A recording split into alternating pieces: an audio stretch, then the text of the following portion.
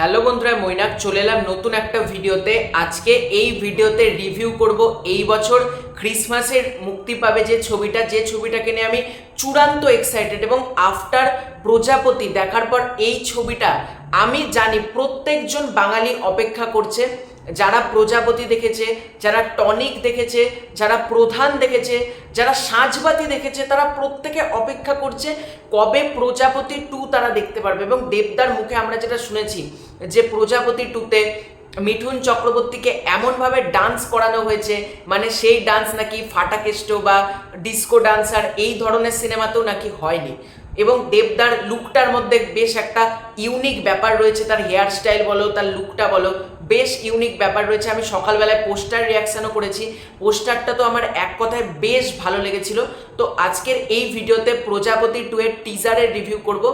তো আমি আনফর্চুনেটলি খুব বড় পর্দায় গিয়ে টিজারটা দেখতে পাইনি, মানে আমি রঘু ডাকাত দেখলাম, রক্তবীজ 2 দেখলাম, কোথাও কিন্তু টিজারটা চালানো হয়নি। তাহলে আমি টিজারটা কোথায় দেখলাম? ধন্যবাদ জানাবো শরৎ মিউজিক ভেঞ্চার্সের সৃঞ্জয় দাকে। তো সৃঞ্জয় দার আমি রিভিউটা দেখার পর, মানে কৌশালীদের রিভিউটা দেখার পর আমি সৃঞ্জয় দাকে মেসেজ করি, সৃঞ্জয় দার সাথে সাথে আমাকে টিজারটা পাঠিয়ে দেয়। তারপর অনেকে আমাকে টিজারটা পাঠাতে শুরু করে।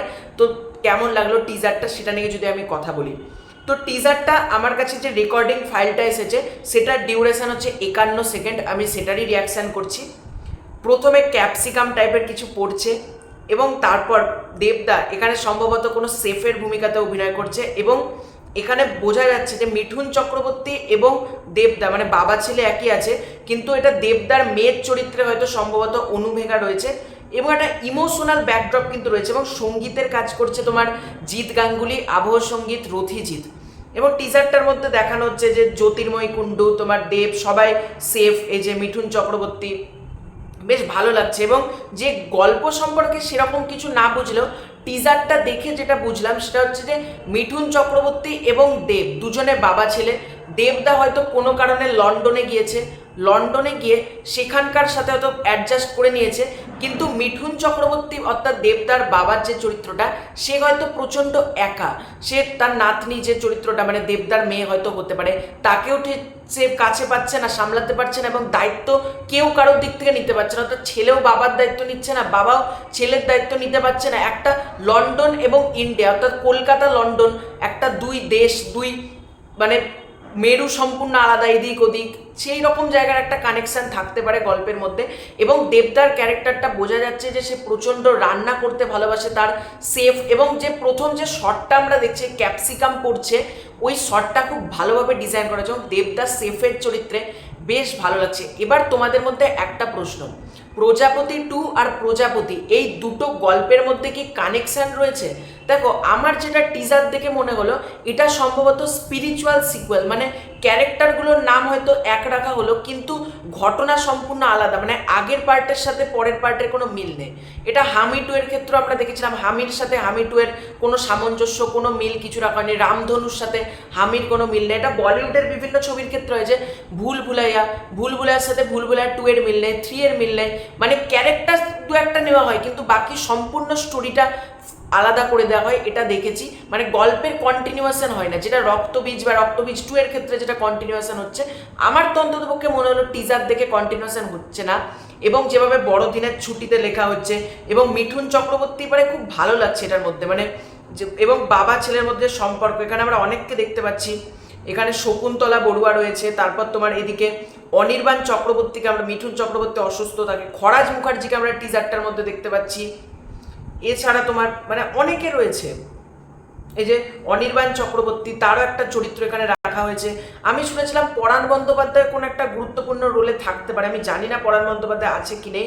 অভিজিৎ সেন ডিরেক্ট করছে এবং বড়দিনের ছুটিতে আসছে। এবং আমরা জানি ক্রিসমাস সবসময় দেবদার ফরে কথা বলেছে, মানে দুর্গাপুজো, আমি আগের ভিডিওতেই বললাম দুর্গাপুজোতে দেবদার 2, 3 যা খুশি হতে পারে, কিন্তু ক্রিসমাস মানেই হচ্ছে দেব, ঠিক আছে? দেব ছাড়া ক্রিসমাস ভাই অসম্পূর্ণ।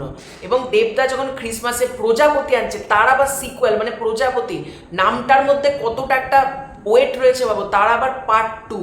এবং আমার যেটা মনে হচ্ছে দেবদার চরিত্রটা খুব এজেড হয়ে গেছে, মানে অনেকটা মানে খুব বাচ্চা বয়সে যেরকম ক্যারেক্টার বা কলেজ লাইফের ক্যারেক্টার এই ধরনের কিছু প্লে কিন্তু করছে না।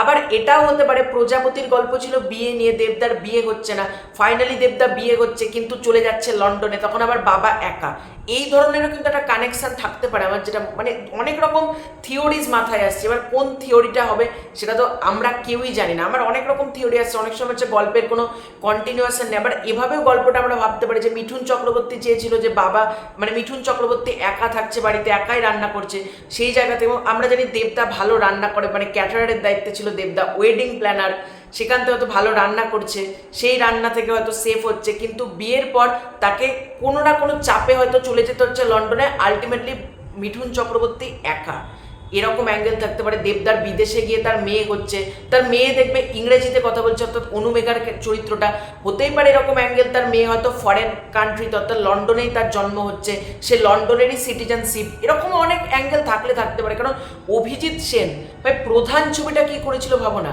প্রজাপতি ছবিটা, টনিক ছবিটা, সাঁঝবাতি, 4টে ছবি বেঙ্গল টকিজ থেকে বেরিয়েছে, আমার 4টে ছবি ভীষণ প্রিয়, এবং আমি জানি প্রজাপতি 2 খুব সুন্দর একটা ছবি হবে, এবং আমি এখন থেকে প্রথম দিন লক করে রাখলাম, মানে টিজার দেখার পর আমার প্রথম দিন লক, মানে এই ছবিটা দেখে আমি ক্রিসমাস স্টার্ট করব।